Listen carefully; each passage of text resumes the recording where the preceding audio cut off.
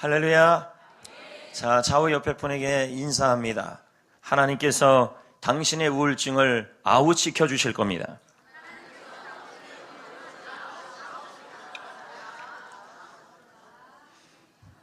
하나님은 우리 교회를 사용하시고 저와 여러분을 축복하여 주실 줄 믿습니다. 현재 세계 인구 중에 3억 5천 명이 걸린 질병이 있습니다. 일생을 살아가면서 여성은 4명 중에 1명, 남성은 8명 중에 1명입니다. 이 질병에 걸리거나 걸릴 가망이 있다고 합니다. 여기 있는 이 자리에 있는 모든 분들도 지금 현재 우울증이 있는 분들도 있고 우울한 증상이 있는 분들도 있고 아니면 우울증이 없는 분들도 있을 것입니다. 그러나 중요한 것은 누구나 감기에 걸리듯이 우울증에 걸릴 여지가 늘 있더라는 것입니다. 미국에서는 1년에 1억 3천만 달러의 치료비로 이 병의 치료비로 쓰이고 있습니다. 우리 인구의 약 10배 3억 5천 명이 이 병에 현재 걸려 있습니다. 나라로 말할 것 같으면 우리나라의 크기의 10개 정도의 국민이 온통 우울증에 걸려 있다는 것입니다. 참으로 대단한 병입니다. 그런데 이 우울증은 남, 여, 노, 소 할 것 없이 모두 걸릴 수 있는 병입니다.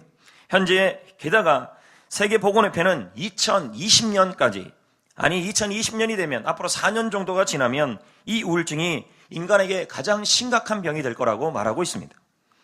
그리고 사망 원인도 심장혈관 질환 다음으로 두 번째 원인이 이 우울증이 될 거라는 것입니다. 마음의 병인데 왜 그러냐고요? 여러분, 마음이 병들어 버리면 신체도 병들기 때문인 것입니다. 성도 여러분, 우울증은 그리스도인에게도 예외가 없습니다. 깊든 얕든 언제든지 찾아오는 게 우울증입니다. 예수 믿는데 왜 우울증이 오냐고요? 믿음이 좋은데 왜 우울증이 오냐고요? 믿음이 좋아도 믿음이 없어도 믿음이 깊든 얕든 이 우울증은 늘 찾아올 수 있는 여지가 있더라는 것입니다. 이 우울증을 앓게 되면, 이 질병을 앓게 되면 영적으로 슬럼프에 빠지게 되고 그리고 침체하게 되어서 모든 영성까지도 막히게 되는 병이 이 병인 것입니다. 그래서 오늘은 이 우울증에 대하여 제대로 좀 알아보고 주님께서 알려주신 치유법을 알 필요가 있습니다. 목사님이 심리학자도 아닌데 뭘 이렇게 찾을 수 있겠습니까? 라고 묻는다면 저는 이 설교를 준비하면서 우울증에 관계된 많은 설교와 책을 수없이 봤습니다. 그래서 그 안에서 요약한 5가지의 방법을 알려드릴 겁니다. 잘 들으시면 여러분에게 도움이 될 겁니다. 심리학자들, 기독교 심리학자들, 또 우울증의 대가들의 책들을 계속 보면서 우울증의 기본적인 것이 뭐고, 우울증의 증상이 뭐고, 우울증의 원인이 뭐고, 그리고 우울증의 해결법이 뭔지를 한번 찾아봤습니다. 여러분, 우울증이 뭡니까? 우울증이 있긴 있는데 뭐냐는 거예요.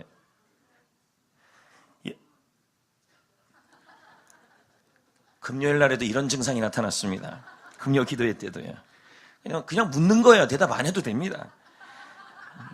네. 우울증이란 무엇일까요? 감정적인 침체가 계속되어 자발적으로 그 침체를 회복할 수 없는 걸 말하는 거예요. 자신의 능력으로 이 감정의 상태를 컨트롤할 수 있으면 괜찮아요. 그런데 이 감정적 침체를 자발적으로 회복하지 못하는 걸 뭐라 그러냐면 우울증이라고 그럽니다. 정상적인 사람은 그런 감정을 조절할 수 있습니다. 하지만 우울증에 걸린 사람은 감정을 조절할 수 없습니다. 저는 우울증에 관계된 책을 읽어보면서 우울증에 대한 정의를 내리면서 이런 말을 하더라고요. 우울증은 마치 5가지가 없는 병이래요. 딱 그 맛에 걸리면 그것 5가지 맛이 없으면 우울증이라는 거예요. 첫째, 밥맛이 없어요. 김영란법으로 3만 원 이상을 이제 못 먹게 된 시대지만 뭘 먹어도 맛이 없어요. 둘째는 잠맛이 없어요. 잠을 자는데도 잠이 즐겁지가 않고 불면증에 시달려요. 셋째는 활동하는 맛이 없어요. 움직이면 즐거워야 되는데 즐겁지가 않아요. 넷째는 삶의 맛이 없어요. 이 말은 보람이 없다는 거예요. 나머지 5번째는 욕구의 맛이 없어요. 모든 욕구가 사라져요. 이런 걸 뭐라 그러냐면 우울증의 증상이라는 것입니다. 성도 여러분, 오늘 말씀에도 우울증에 걸린 한 사람이 나옵니다. 그 사람이 바로 엘리야입니다. 엘리야는 바로 참으로 통쾌한 사역을 한 믿음의 대표적인 인물입니다. 그는 갈멜산에서 우상숭배하는 선지자 850명과 대결하여 대승리를 거두었고, 그가 기도하면 하늘에 비가 멈췄고, 그가 기도하면 하늘의 문이 열렸던 사람이 바로 그입니다. 그런데 이런 엘리야가 로뎀나무 아래서 심한 우울증 증상을 보인 것입니다. 여러분, 믿음이 대단한 사람들은 우울증 안 걸리는 게 아니에요. 여러분, 로이드 존스 목사님도 우울증 걸렸고요. 그리고 일반적으로 수많은 믿음의 선진들이 거의 우울증이 있었어요. 왜 이러냐는 거죠. 믿음 좋다고 우울증은 삐껴가지 않는다는 것입니다. 그럼 여러분, 우울증이 걸린 사람의 특징과 증상을 한번 보자는 것입니다. 첫 번째, 일을 포기하려고 그래요. 자, 3절입니다. 자기의 생명을 위하여 도망하여 유다에 속한 어디에 갔습니까? 엘리야가요. 브엘세바로 갔습니다. 여러분, 이 브엘세바는 엘리야의 주 사역지가 아니에요. 그리고 로뎀나무부터 브엘세바의 거리가 145km예요. 그 먼 거리로 지금 사역지를 이탈하고 있어요. 선지자로서 할 일이 분명히 있는데, 선지자로서 해야 될 일이 있는데 그는 지금 자신의 사역지를 버리고 있어요. 자신이 하고 있는 일을 내려놓고 손이 풀어지고 의욕을 잃고 있어요. 주님의 일이 귀찮고 모든 일을 다 포기하고 아무것도 하기 싫어진 것입니다. 이와 같이 우울증이 오면, 우울증 증상이 오면 삶의 의욕을 잃어요. 그리고 쉼이 없어져요. 주님의 일이 부담스러워져요. 동시에 인생도 귀찮아지고 다 그만두고 싶어지는 것입니다. 그래서 주로 이분들이 나타나는 증상은 누워있고 싶어져요. 근데 또 눕지도 못해요. 돈은 벌어야 되니까. 이런 상황이라는 것입니다. 이게 나쁘다는 게 아니라 이런 증상이 나타난다는 것입니다. 또 하나는 혼자만 있고 싶어집니다. 19장 3절에 보면 자기 사환을 엘리야가 다른 곳에 머물게 하고 자기만 움직이고 있습니다. 이건 뭘 의미하는 거예요? 혼자 있으려는 거예요. 사람과의 관계가 힘들기 때문에, 사람 만나는 게 부담스럽기 때문이라는 것입니다. 성도 여러분, 우울증이 있으면, 우울증이 더 심해지면 사람 만나는 게 버거워집니다. 그래서 자꾸 혼자 있고 싶어지고, 사람을 만나도 즐겁지가 않아요. 만나긴 만나는데 즐겁지가 않아요. 근데 또 증상이 있어요. 만나는데 자꾸 허물만 보여요. 그리고 그 사람을 판단하고 정죄해요. 그러니까 사람 관계가 더 안 좋아져요. 교제가 힘들어져요. 사람들에게 마음을 열지 못해요. 지금 도와는 주지만 언젠가는 내게 상처 줄 사람이라고 생각을 해요. 그 결과 남편과의 관계가 좋지 않고, 시부모님과의 관계도 좋지 않고, 친정 부모님과의 관계도 좋지 않고, 친구와 이웃과 성도의 관계도 힘듭니다. 그러니까 이런 마음이 들어요. 차라리 혼자 있겠다. 이게 우울증의 증상이에요. 또 하나는 비교합니다. 삶을 비관합니다. 4절입니다. 나는 내 조상들보다, 비교하고 있는 거예요. 그럼 내 조상은 누구예요? 자신들을, 유대인들, 일반적 평범한 조상들을 말하는 거예요. 엘리야는 자신이 평범한 사람들보다 지금 못하다고 비관하고 있는 거예요. 우울증에 걸린 사람들의 특징, 우울한 사람들은 보면 나는 못하다는 얘기를 자꾸 해요. 나는 못났다, 못한다. 자신의 환경을 비관하고, 자신을 비관하고, 그리고 불면증에 시달리다가 심지어는 더 심해지면 환청과 환각까지 보게 됩니다. 듣게 됩니다. 네 번째 증상이 나타나요. 하나님에 대하여 서운해져요. 자, 10절을 보겠습니다. 그가 대답하되, 엘리야가 대답하되, 내가 만군의 여호와 하나님께, 자기가 열심히 있다고 지금 말하고 있는 거예요. 이 말이 무슨 말이에요? 이건 하나님에 대한 서운함이에요. 내가 이렇게 열심히 했는데, 내가 하나님을 위해서 열심히 했는데 어떻게 하나님이 나를 이렇게 쫓기는 사람이 되게 했냐는 그 서운함이 들어있는 거예요. 하나님에 대해서 섭섭해지고 있는 겁니다. 여러분, 우울할 때는요, 하나님이 나에게 해준 것이 생각이 안 나요. 우울할 때는요, 내가 하나님께 한 일만 생각이 나요. 하나님이 까마귀를 통해 떡과 고기를 먹여주시고 사라반 여인을 통하여 그의 가족을 살리시며 엘리야 자신도 보호해준 건 하나도 기억이 안 나요. 자신이 하나님 위해서 한 일, 나는 열심을 다했다는 그것만 기억이 나요. 여러분, 하나님을 위해서, 교회를 위해서, 회사를 위해서, 가정을 위해서 열심히 다했습니다. 근데 그것만 자꾸 생각나면요, 뭐가 생각나냐면 억울해져요. 지금은 이 상황이. 내가 열심을 다했는데, 하나님을 위해서, 교회를 위해, 회사를 위해, 가정을 위해 열심을 다했는데 지금 내 꼴이 이게 뭐냐 이렇게 나와요. 그러면 하나님이 더 섭섭해지고, 예배도 드리기 싫어지고, 이 자리에 앉아있지만 다 귀찮아지고, 영적 생활도 싫어지며, 기도와 훈련과 성도의 교제도 소홀해지는 것입니다. 하나님에 대한 섭섭함이 생기기 시작해요. 오늘 이 자리에 혹시 하나님에 대해서 섭섭하고 교회에 대해서 하여튼 뭐든지 섭섭해지고 있다면 이건 우울증의 증상이 나타나고 있는 거예요. 또 하나는 마지막 증상이 있는데 죽고 싶어져요. 자, 4절입니다. 엘리야가 뭐라 그래요? 로뎀나무 앉아서. 네? 자기를, 마음에 이제 이 마음이 들었다는 거예요. 여호와여, 넉넉하다는 거예요. 내가 죽는 게 맞다는 거예요. 내 생명을 거두어달래. 이 말은 거두어달라는 말, 아주 죽고 싶지는 않은 거예요. 왜? 하나님 보고 거두어달라면 하나님 거두시겠어요? 이 말은 아주 살고는 싶다는 얘기인데 죽는 거예요. 죽으려면 그냥 죽는 겁니다. 원래 옆에서 나 죽을 것 같아, 나 요즘 우울해서 나 죽고 싶어, 이런 사람들은요 잡아만 주면 안 죽어요. 근데 아무 말 안 하는 사람은 진짜 죽어요. 할렐루야. 미국 통계에 의하면, 그러니까 주위에서 내가 죽고 싶다는 사람은 진짜 죽고 싶은 게 아니라 나 좀 살려달라는 말이에요. 그때 한마디라도 해주면 그 사람은 살아요. 미국 통계에 의하면 자살한 사람들의 3분의 2가 죽음 직전에 우울증에 걸려서 힘들어했다 그래요. 그러니 자살과 우울증은 연관이 있다는 얘기죠. 여러분, 지금 우울증의 증상 5가지를 설명했어요. 여러분, 우울증이 보잘것 별로 작은 마음의 병 정도로 생각하시면 큰일 납니다. 결국 인생이 이렇게 흘러갈 수 있고 의욕이 상실되면 열정이 사라지고 아무것도 못하게 되는 것입니다. 그럼 우리 여기서 한번 알아봅시다. 도대체 왜 우울증이 걸리냐는 거죠. 이 자리에 나는 우울증 안 걸리는 사람이 없어요. 다 우울한 증세가 어떨 땐 나타나요. 딱 자를 때가 있다는 것입니다. 우울증의 원인이 뭐냐는 거예요. 그 원인이 뭐냐면 탈진이에요. 자, 보겠습니다. 1절에 엘리야가 행한 모든 일과 그가 어떻게 모든 선지자를 칼로 죽였는지를. 그럼 지금 이것만 봐도 엘리야가 얼마나 많은 일을 했는지가 나와요, 안 나와요? 엘리야가 갈멜산에서 바알과 아세라 선지자와 싸워서 이기고, 그리고 갈멜산에서 3년 반 동안 비가 오지 않는 것을 비가 오도록 기도까지 했고, 또 비가 내리는 도중에 아합의 마차 앞에서, 아합은 마차 타고 가는데 마차 안 타고 뛰어갔습니다. 그러면 엘리야가 지금 한 일이 참으로 많은 일을 했다는 말입니다. 그러니까 그는 그냥 봐도 뭐 한 거예요? 지친 거예요. 여러분, 은혜가 있을 때는 아무리 많이 해도 지침을 몰라요. 그러나 은혜가 떨어지면 어느 순간 지친 걸 알고 탈진하게 돼요. 성도 여러분, 인간이 아무리 영적으로 놀라운 일을 이루어도요, 피곤하고 지치는 건 어쩔 수 없어요. 이게 인간의 육신이기 때문에 그런 것입니다. 우리는 각종 일로 육체적으로 지치고 탈진할 수 있습니다. 이때 우리는 조심해야 합니다. 우울증 증상이 나타날 수도 있습니다. 왜 그렇습니까? 육체와 정신은 구분되지가 않아요. 분리되지가 않아요. 육체가 피곤하고 탈진하면 정신과 마음에 영향을 줄 수밖에 없어요. 그래서 스트레스와 피곤이 쌓이면 짜증이 나고 우울증 찾아올 수가 있더라는 것입니다. 여러분, 감기도요, 피곤하면 면역성이 떨어져서 오는 거 아닙니까? 여러분, 우울증을 뭐라고 표현해요? 마음의 감기라 그래요. 마음의 병은 병이에요. 마음의 감기라 그래요. 대수롭지 않게 여기지만 감기도 잘 관리하지 않으면 폐렴이 돼버리는 거 아닙니까? 우울증도 똑같다는 거죠. 마음의 이 감기가 왜 걸리는 거예요? 육체적으로 건강하지 못하면 걸릴 수도 있더라는 것입니다. 둘째는요, 외로움이 우울증의 원인이 됩니다. 10절, 그가 대답하되 오직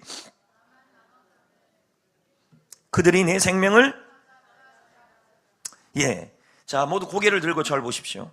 엘리야는 지금 극심한 외로움 속에 있었습니다. 그리고 자신만 홀로 남았다고 지금 생각하고 있습니다. 내 옆에 아무도 없대요.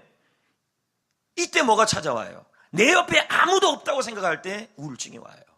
그런데 더 중요한 것은 엘리야가 갈멜산에서 대승리를 이루었어요. 그리고 내 옆에 아무도 없다는 생각이 들자 외로움이 온 거예요.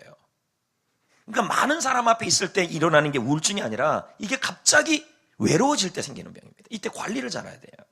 연예인들이 왜 마약을 복용할까요? 연예인들이 다른 사람들보다 많은 마약을 복용하는 이유가 뭘까요? 그게 외로움이에요. 연예인들이 가장 고독한 순간은 무대에서 화려하게 박수갈채를 받을 때가 아니에요. 그때 오빠 이럴 때 아니에요. 누나 이럴 때 아니라는 거예요. 그때 우울증이 안 와요. 그 많은 갈채를 받았는데 집으로 돌아와요. 집에 돌아오면 어떻게 됩니까? 나 홀로 집이에요. 나 혼자 살아요. 아무도 없어요. 무대에서 그렇게 많은 화려한 박수와 갈채를 받았는데 집에 오면 아무도 없으니까 외로워지는 겁니다. 그러니까 허탈해지고 우울증이 찾아오는 것입니다. 우리 역시 많은 사람과 함께 있다가 갑자기 혼자 있거나 주위에 마음에 나눌 사람이 한 사람이라도 없을 땐 외로움이 없는데, 이때 이걸 관리를 잘 못하면 우울증에 빠지게 되는 것입니다. 또 한 가지는 환경 때문에 우울증이 옵니다. 3절에 보세요. 엘리야가 지금 뭐라고 얘기해요? 이 형편을 보니까 죽고 싶다는 거예요. 이 형편이 어떤 형편인데요? 변하지 않는 사람들 때문에. 엘리야는 하나님께 기도하여 비를 내리게 했고 하나님께 기도해서 하늘에서 불이 내리게 한 사람이에요. 그럼 여러분 봅시다. 이 정도 기적이 일어났으면, 이 정도 했으면 엘리야는 기대를 했어요. 무슨 기대를 했냐면 이스라엘이 변할 줄 알았어요. 이 정도 사역을 했으면 아합과 이세벨이 바뀔 줄 알았어요.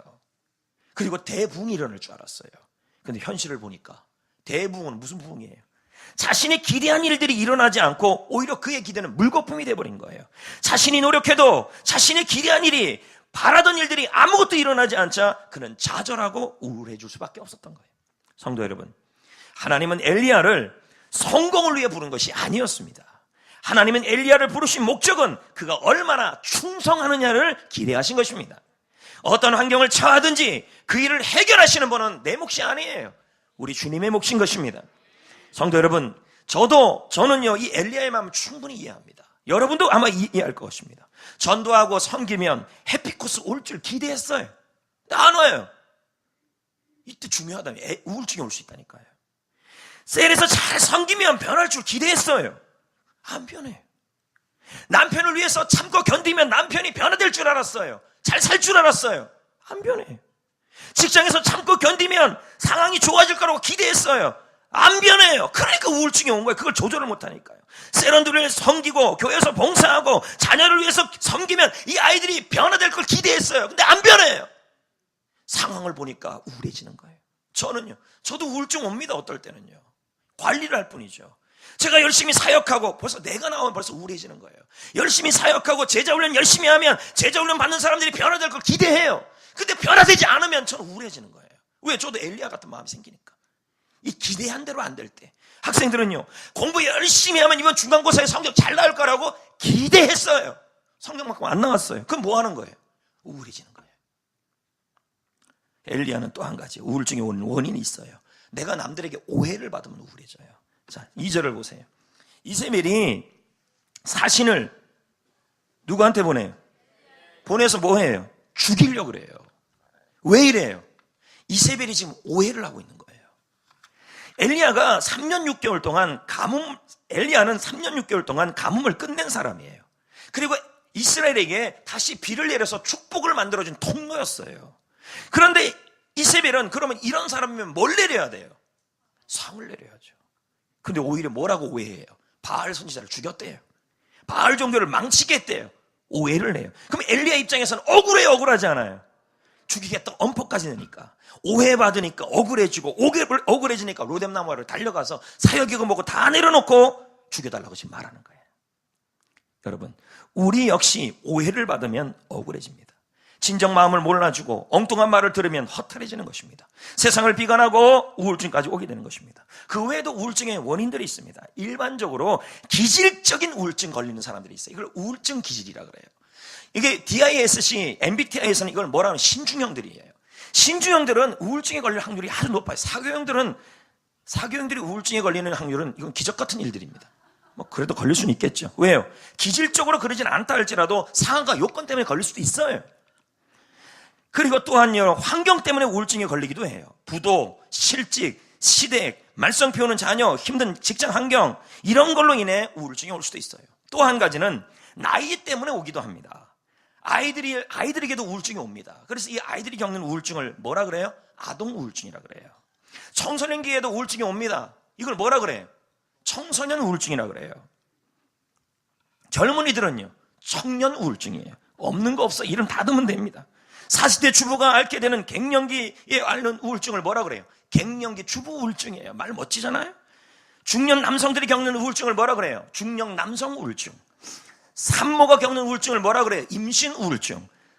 애 놓고 겪는 우울증을 뭐라 그래요? 산후 우울증. 노년기 어르신들이 겪는 우울증을 뭐라 그래요? 노년기 우울증. 여러분, 우울증을 벗어날 수가 없습니다. 의사들은 이 우울증에 대하여 처방을 합니다. 약을 처방합니다. 그 약이 3가지예요. 첫째는 항우울제입니다. 둘째는 기분 안정제입니다. 셋째는 뭐냐면 항불안제입니다. 이 3가지 약을 처방해줘요. 정신학자들은, 정신과에서는 2가지 치료를 합니다. 첫째는 대화치료, 둘째는 생각치료, 인지치료입니다. 물론 약물의 치료는 급한 발작이나 자살 충동, 호르몬을 집어넣어서 막아주는 역할을 합니다. 그리고 상담 치료를 통하여 분노를 어느 정도 다스릴 수는 있습니다. 그러나 상담 치료 역시 시간이 오래 걸려요. 그리고 한 번 받는데 비용이 만만치가 않아요. 진짜 그렇습니다. 여러분, 제가 이 책들을 읽어보니까 이런 말들이 나와요. 의사들이 하는 말이, 약치료든 상담치료든 완치는 어렵다. 완치가 어렵다는 거예요. 단지 완화만 할 뿐이죠. 그럼 저는 여러분에게 말합니다. 의사가 그렇게 힘들다면 성경에서 뭐라 얘기하냐는 거죠. 여러분, 우리의 몸을 만드신 분은 하나님이십니다. 그러므로 우리의 몸을 만드신, 우리의 영혼을 만드신 하나님 앞에 치료를 받으면 완치됩니다. 왜요? 하나님은 못 고칠 병이 없는 분이시기 때문에, 전능하신 분이기 때문입니다. 그러면 하나님께서 우울증에 대해 내리는 처방이 있어요. 5가지가 있습니다. 어떻게 우울증을 치료하는지 오늘 말씀을 잘 듣고 이 말씀을 가지고, 이 5가지를 가지고 여러분 우울증을 예방하시고 우울증을 치료하시기를 주의 이름으로 축복합니다. 아멘. 그럼 첫 번째 뭡니까? 하나님의 위로하심을 믿음으로 받아들여야 돼요. 자, 5절입니다. 로뎀나무 아래에 누워 자더니 천사가 그를 어루만졌다, 이렇게 나와요. 이 어루만진다는 단어가 히브리어 문법이 현재 분사형이에요.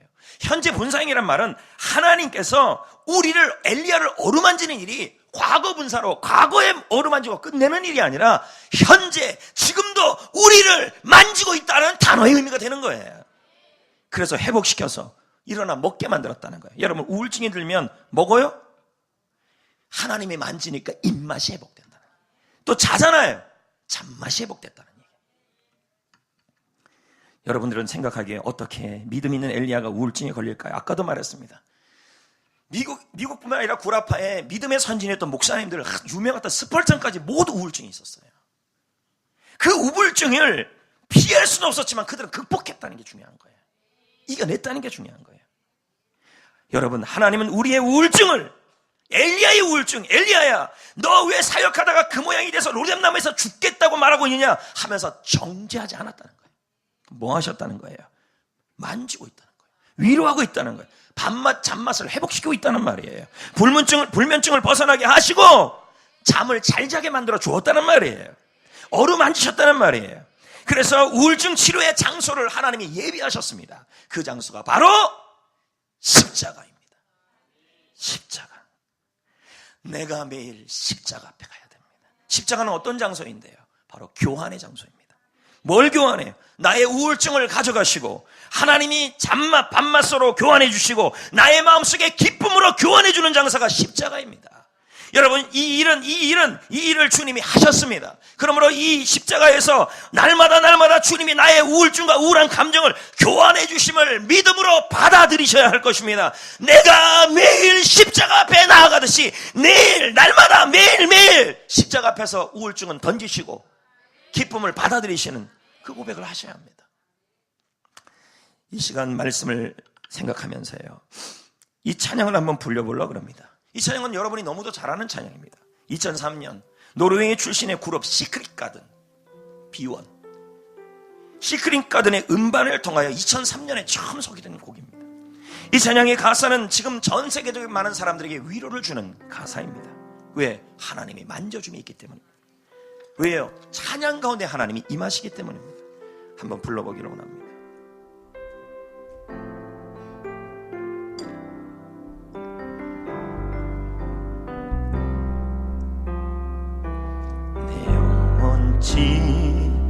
지치고 피곤할 때 근심 걱정 내 맘 짓누를 때 난 잠잠히 주님을 기다리네. 주님 내 곁에 오실 때까지 주 날 일으켜 산 위에 세우네. 거친 바다 위 걷게 하시네. 주만 의지할 때 강함 주네. 그친 능력 내게 부어주시네. 아멘. 성도 여러분, 항우울제, 항불안제도 중요하고 인지치료도 중요하지만 여러분, 2000년 전에 십자가에서 그가 채찍에 맞음으로 나음을 입었다는 십자가의 능력은 오늘도 있고, 주님의 만져주시면 현재 분사란 말은 지금도 날마다 나의 마음을 어루만지고 있다는 말이에요. 십자가 앞에 날마다 나와야 합니다. 내가 매일 십자가 앞에 더 가까이 나와서 나의 우울증을 주님께 던지시고 입술로 고백하시고 주님이 주시는 기쁨을 받아들이시는 믿음의 고백을 날마다 하셔야 합니다. 우울증 약은 날마다 먹으면서 왜 이건 안 합니까? 둘째, 너무 중요한 얘기 있지. 둘째입니다. 해석을 잘 하셔야 돼요. 인생은 해석 잘하는 겁니다. 자, 보세요. 10절에 보면 지금 엘리야가 뭐라고 그랬냐면 오직 나만 남았대요. 이 말이 무슨 의미예요? 나를 자꾸 집어넣다는 말은 하나님이 나를 사랑하지 않아서, 하나님이 나를 사랑하지 않아서 지금 내가 이런 일이 일어났다고 생각하고 있는 거예요. 이건 전형적 우울증 증세입니다. 해석 패턴입니다. 여러분, 이거에 대해서 심리치료학자 아론 백이라는 사람은 잘 들으셔야 돼요. 학자는요, 우울증이 걸리는 사람들의 해석 과정을 연구했습니다. 수많은 사람들, 우울증 걸리고 우울증이 걸릴 예정인 사람들, 걸린 사람들의 생각 패턴을 봤더니 하나같이 걸릴 확률이 있는 사람, 여러분 지금 이 생각대로 하고 있으면 조만간 우울증 걸릴 사람들입니다. 우울증이 걸릴 확률이 있는 사람들, 우울증이 걸린 사람들 보면 거의 다 부정적 해석이 나오고 있어요. 어떻게? 자동적으로 그렇게 해석을 해요. 무슨 일만 있으면 해석이 자동적으로, 오토매틱이에요. 자동적으로 부정적으로 흘러가요. 예를 들면 이런 겁니다. 누가 몇 번을 늦었어요. 그러면 이렇게 말합니다. 자기가 벌써 해석을 자동적으로 흘러가요. 어떻게 해요? 그가 나를 보고 싶지 않아서 늦게 온 거야. 해석을 그렇게 하는 거예요. 둘째, 근데 늦지 않고 일찍 왔어요. 그럼 잘 온 거잖아요. 해석을 어떻게 하냐면 내가 일을 잘 못하니까, 변변치 않으니까 도와주려고 일찍 왔어. 이렇게 해석을 해요. 또요, 정확히 왔어요.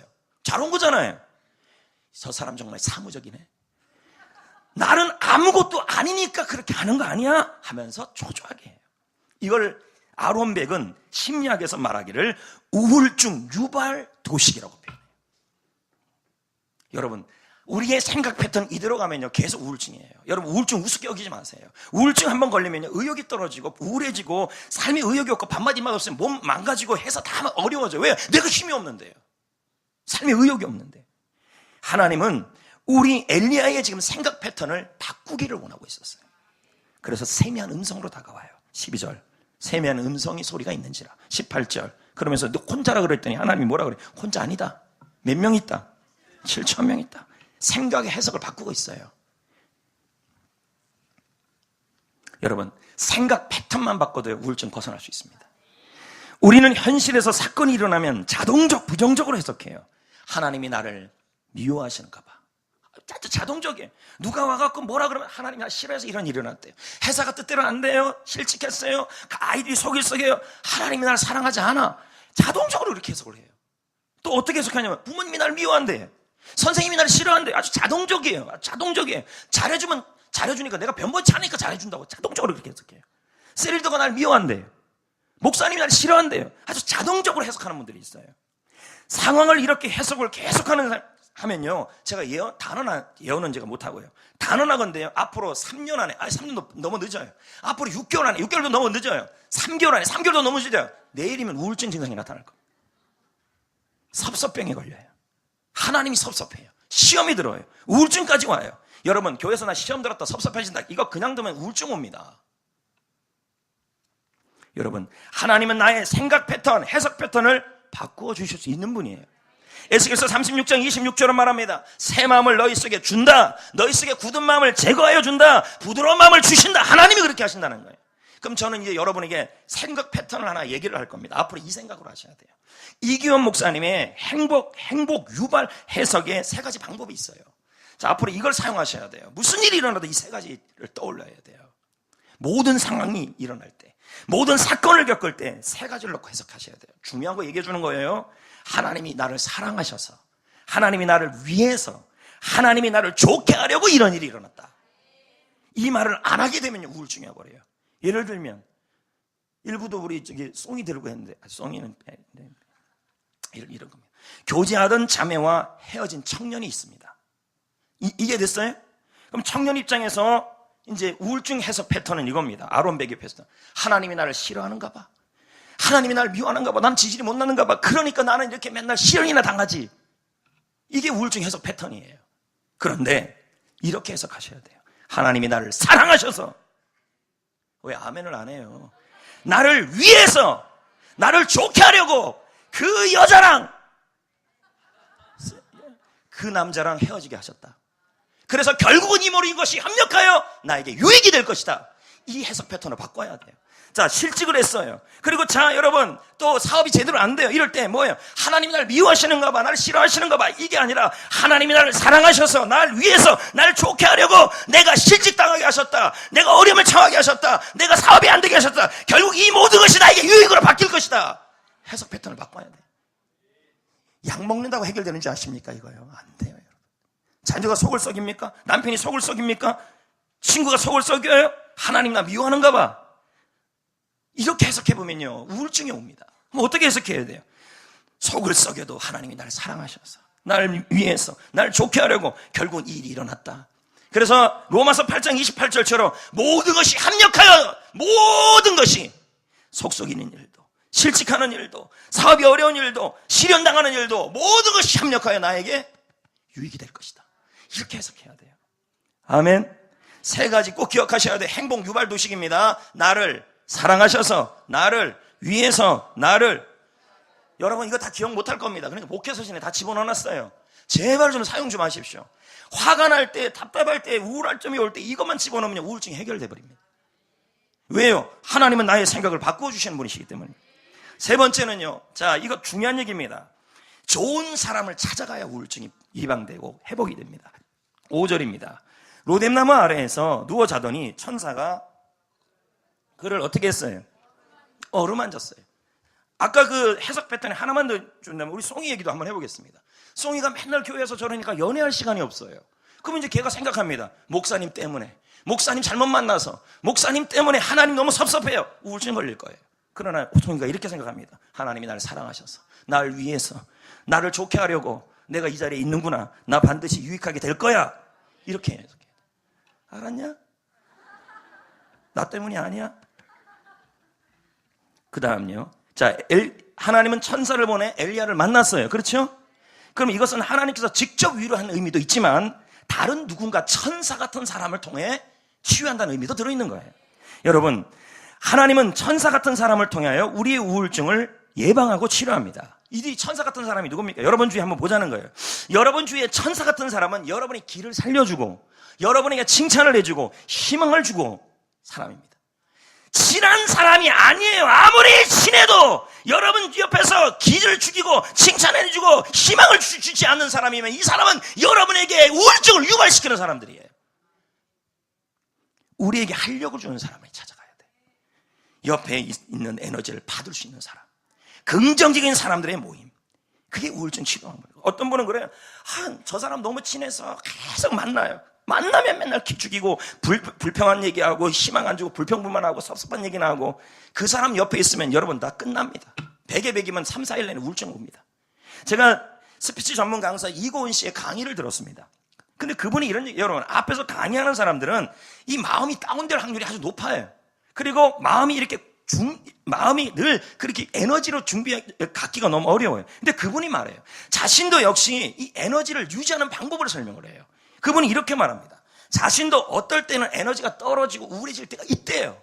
왜? 앞에서 강의하다 보면 이 피드백이 좋은 사람들 있고 피드백이 나쁜 사람들이 있는 건 있잖아요. 그렇잖아요. 이럴 때 그 자신의 우울함을 이기고 에너지를 유지하는 방법을 뭐라고 설명하냐면 에너지가 넘치는 사람을 찾아간다는 거예요. 그래서 거기에 가서 에너지와 힘을 얻는데요. 그러니까 자신의 에너지를 늘 얼굴이 밝게 하면서 지속적으로 유지할 수 있었다는 거예요.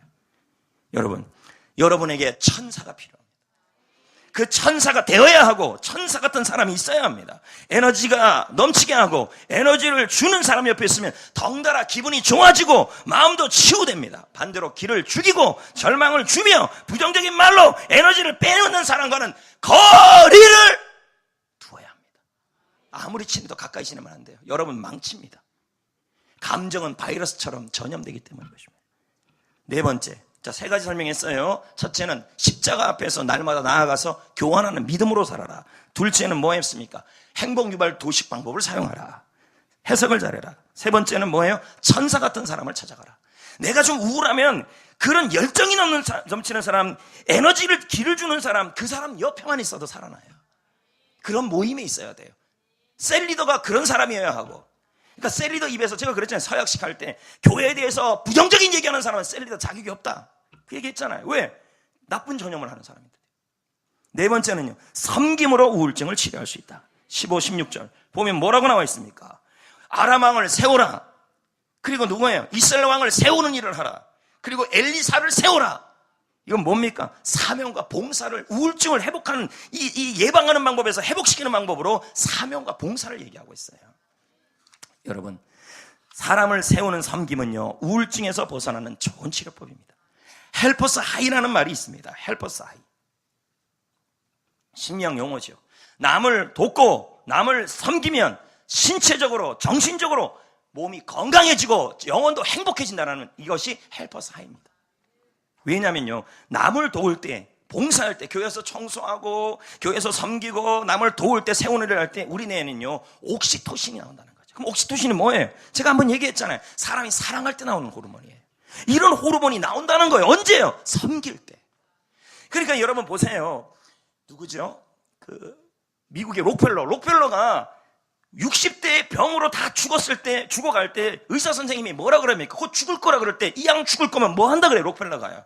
이럴 때면 사회를 위해 봉사하고 세상을 위해 봉사하고 섬기는 삶을 살겠다 해서 90세까지 이상 살았잖아요.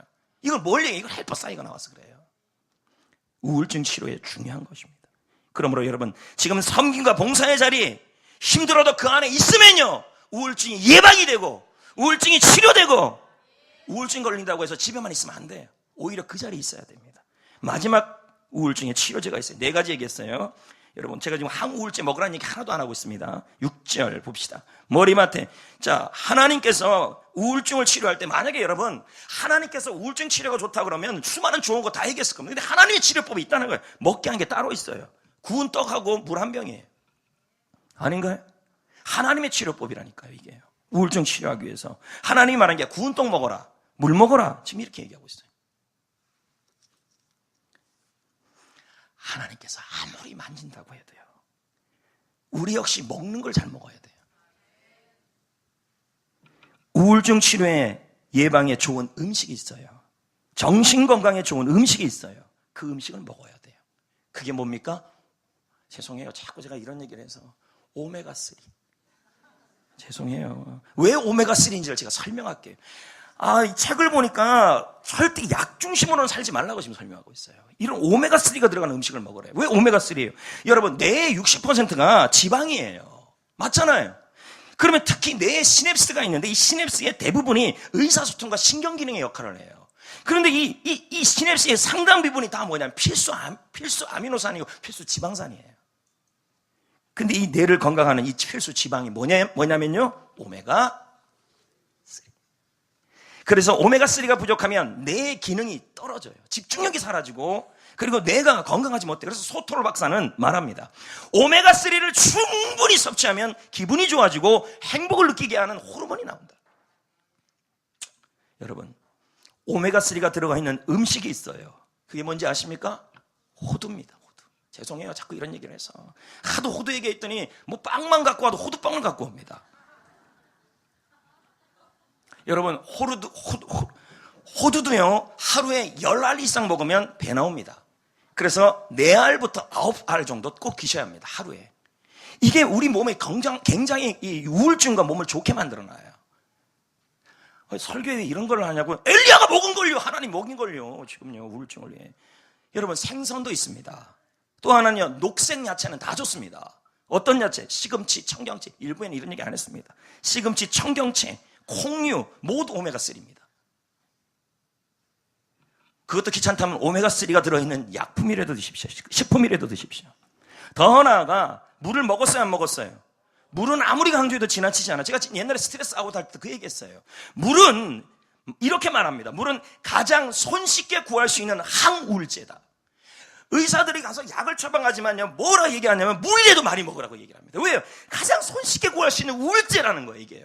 우울증을 막는 거라는 거예요. 왜요? 물을 충분히 마시면 신경세포 생산에 촉진을 하고, 그래서 우울증 유발을 억제합니다. 제가 의사가 아니니까 지금 제 말을 잘 안 믿는 경향성들이 있는데요, 의사가 말하면 믿겠죠. 근데 걱정하지 마세요. 이 모든 근거는 의사들 근거예요.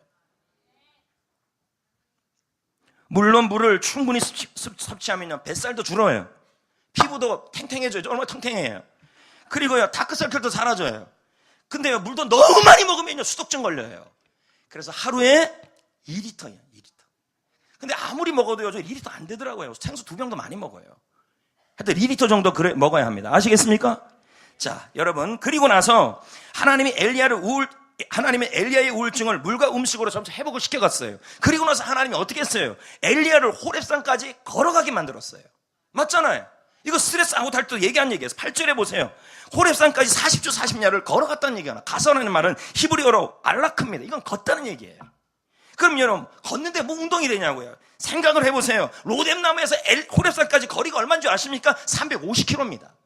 이거 운동이에요, 운동.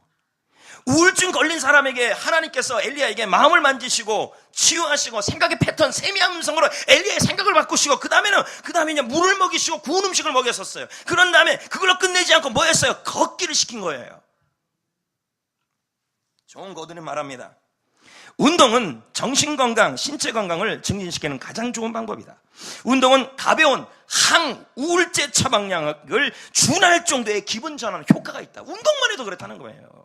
하루에, 그러니까 약만 먹어서 안 된다니까요. 약 먹었다고 해결되겠습니까? 그래서 의사 선생님이 뭐라 그럽니까? 우울증 가서 물어보면요, 운동하라고 그래요. 헬스클럽 가라 그래요. 단 10분만이라도 운동하라. 운동하기 위해서 헬스클럽이나 비싼 장비 구비할 필요 없다. 굳이 그런 데 갈 필요 없다는 거예요. 운동 하나 신고 또 그런 분이 이래요. 아, 운동복 사야 되는데, 신발 사야 되는데. 뭐요 대체? 그럼 언제요? 그냥 나가요. 10분을 걸어요. 최소한 10분. 그러면서 약은 왜 먹어요? 이런 것이 기본이 하나님 말한 천연치료제들이에요. 이게 다예요. 하나 더, 햇빛. 구절을 보세요. 엘리야가 굴 속에 들어가 버렸어요. 그렇잖아요. 그랬더니 하나님이 뭐라 그래요? 너 왜 굴 속에 있느냐? 이 말이에요. 우울증 걸린 엘리야예요. 이 말은 뭡니까? 밖으로 나오라는 얘기예요. 햇빛 좀 받으라는 얘기예요.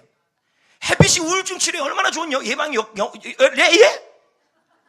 리차드 클라우니오와 찰스 체이슬러 박사는 햇빛이 우리에게 영향을 미치는 영향을 3년간 연구를 했어요. 결국 30분 이상 햇빛만 쬐어도 우울증과 건강에 탁월한 효과가 있다고 그랬어요. 뭐 이것저것 먹을 필요도 없다는 거죠. 우울증 햇빛만 하나 더 추가한다면요, 웃음입니다. 잠언 17장 22절, 마음의 즐거움은 약이래요. 약, 좋은 약이래요. 데니엘 골만은 말합니다. 그냥 미소만 보여도, 자 지금요, 그냥 미소만 보여도 뇌는 지금 미소만 보여도 뇌는 행복을 느낄 때의 활동 상태가 돼버린다. 자, 미소. 지금 죽어도 안 하는 분들 있죠. 그러다 죽습니다. 3일 내에 우울증 걸립니다. 다시 여러분, 왜 이런 걸 안 하면서 맨날 죽을 똥 살똥 그럽니까? 지금 약 좀 이제 끊어버리시고, 지금 제가 말하는 거 뭐예요? 청경채, 시금치, 기억들 잘 하시네요. 호두, 또 빨리 우울증 없어지라 호두 100개씩 먹었다가 배 이만큼씩 나옵니다. 웃음연구소상 이옵세 원장은 말합니다. 우울증 환자가 있었다는 거예요. 그는 웃을 일이 없다고 했대요. 너무 심각해서 우울증이 왔다고 그럽니다. 그래서 이옵세 원장이 말했습니다. 소리내서 웃어라. 가급적이면 크게 웃어라. 그래야 웃음소리가 내 세포에 전달이 된다. 그랬더니 우울증이 없어진 거예요. 여러분, 안 웃는 분들 이거 심각한 거예요. 이건 영적으로도 문제가 생길 겁니다. 웃다가 죽으면 하늘나라에서도 기뻐할 겁니다. 웃어야 합니다.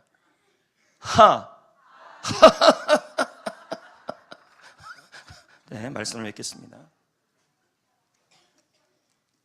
지금 이렇게 얼굴만 봐도, 먹는 습관만 봐도요, 저 사람 우울증 올까 하는 거 금방 알아요. 걸어다니는 걸음걸이만 봐도 알 수 있습니다. 현대인들은 우울증 속에 살고 있습니다. 그래서 의욕조화, 초조, 비관, 하나님에 대한 서운함, 죽고 싶은 마음까지 듭니다. 그래서 항우울증 약을, 불안제를 먹기도 합니다. 대화치료, 인지치료까지 합니다. 하지만 완전한 치료는 하나님이 하십니다. 하나님은 오늘도 나의 우울증을 십자가에서 교환하여 주실 것입니다. 기쁨과 즐거움으로 바꾸어 줄 것입니다. 나이가 매일 십자가 앞에, 매일 하나님 앞에 나와서 나의 우울증을 고백하고 기쁨을 달라고 믿음으로 고백하셔야 합니다. 그리고 모든 상황을 하나님을 넣어서 해석하셔야 합니다. 하나님이 나를 사랑하셔서, 나를 위해서, 나를 좋게 하려고 이 일이 일어났습니다 라고 고백해야 합니다. 그리고 가능하면 친하다고 만나지 마시고, 친해도 여러분 옆에서 기를 죽이고 섭섭한 얘기나 하고 부정적인 얘기를 하는 사람은 단호하게 멀리 하셔야 합니다. 그리고 내가 천사가 되어야 합니다. 왜요? 안 그러면 내가 망해요. 우울증 걸려요. 열정 있는 사람 옆에 가야 합니다. 할렐루야. 가장 열정 있는 분이 계셔요. 누굴까요? 하나님이시죠. 하나님 옆에 가야 돼요. 그리고 옆에 열정 있는 사람들 옆에 가야 합니다. 하나 더, 섬김에 참여하셔야 돼요. 섬김이 아무리 힘들어도 섬기다가 보면은 여기 보면 헬퍼 사이가 나와요. 옥시토신 나와요. 그리고 오메가3가 들어있는 음식, 물, 운동, 햇볕, 그리고 웃음 잘 활용하셔서, 예? 약은 먹어요. 항우울제는 먹어요. 근데 안 웃어요. 햇빛 안 맞아요. 맨날 누워서 죽겠다 그래요. 약 먹어도 효과 없어요. 반드시 이 5가지를 사용하면 여러분의 우울증이 예방될 겁니다. 우울증이 아웃될 겁니다. 하나님은 우리의 우울증을 아웃시켜서 여러분을 크게 사용하기를 원하시는 것입니다. 승리하는 여러분 되기를 축복합니다.